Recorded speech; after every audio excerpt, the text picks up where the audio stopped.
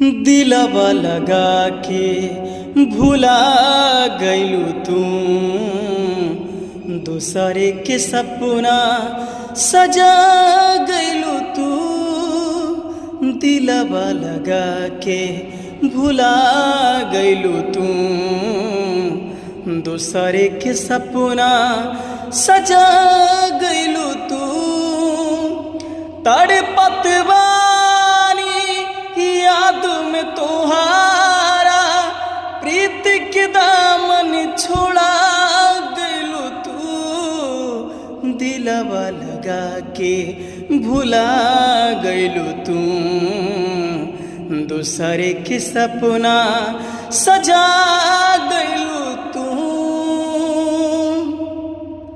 अगर हमारा वॉइस आप सबको पसंद आया हो तो कमेंट कर ज़रूर बताइए, और अपना फेवरेट कोई सॉन्ग हो तो ज़रूर बताइए।